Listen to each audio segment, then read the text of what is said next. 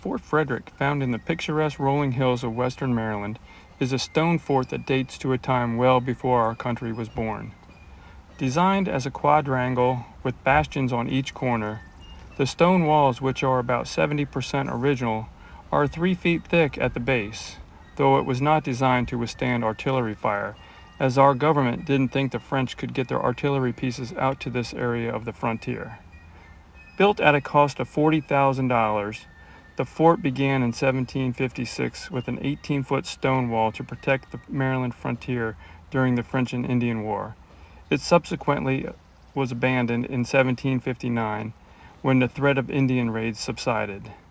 Between 1777 and 1783, the fort served as a prisoner of war camp during the American Revolutionary War, with over 1,000 British prisoners held here from the battles of Saratoga and Yorktown. At one point, the fort's grounds were filled with small wooden huts to protect the prisoners from elements.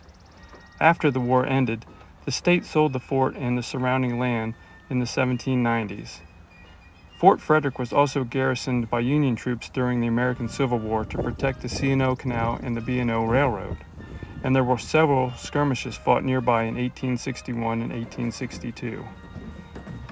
In 1860, a family by the name of Williams purchased the fort for $5,000 and owned it throughout the most of the 19th century, after purchasing themselves out of slavery in Maryland, and were quite successful farmers during the Civil War when this was an outpost. The captain or the officers, and any guests that we had, including like Governor Horatio Sharp and stuff.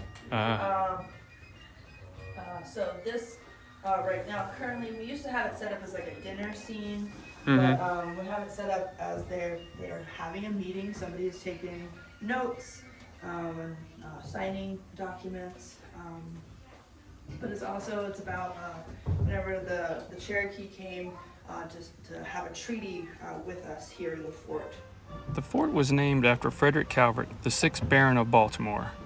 Fort Frederick State Park was established in 1921 after the state reacquired the land, and after years of neglect, reconstruction of the fort began in the 1930s by the CCC from originally rediscovered plans of the fort. The troops' barracks were rebuilt during the American Bicentennial in 1976, and visitors to the park can explore this quiet and beautiful area and the fort 7 days a week between 8 a.m. and 8 p.m.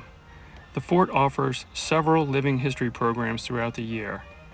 And also on the grounds you will find 2 hiking trails. The first is the Plantation Trail, about a mile long, and the other being the Wetlands Trail, an easy 0.3 miles long, where you may spot some of Maryland's native animals like turtle, deer, and waterfowl. You can also access the Western Maryland Rail Trail from the park. It is an easy ride on a 28-mile paved trail which parallels the C&O Canal.